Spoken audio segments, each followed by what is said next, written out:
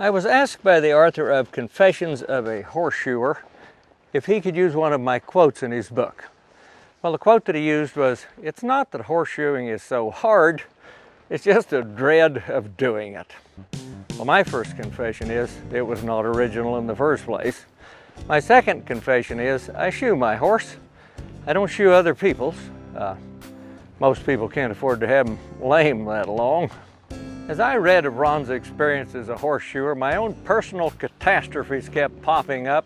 He never wears a wedding ring while shoeing.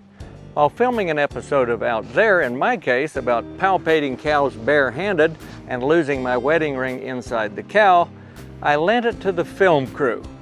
I never saw it again, except in reruns. I use what I call a punch to enlarge the nail holes in the horseshoes. In his book, Ron calls it a pritchel.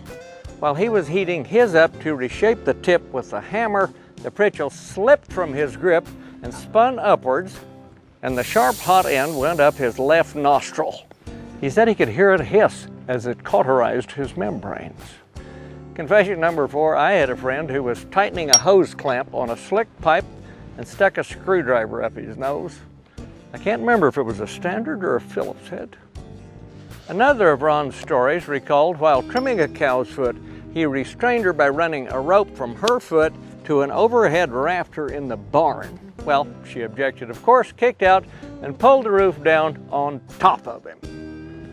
Confession number 5, in the lifetime process of learning which horses not to tie hard and fast while shoeing, doctoring, or cinching up, I've pulled down porches, cyclone fences, T-post statues, totem poles, chimneys, and signs saying, "Don't tie your horse here." Well, the book was great, but Ron never answered the eternal question. Why do some people become horseshoers? Well, for myself, I can only explain it by asking, why do some dogs chase cars? This is Baxter Black from Out There.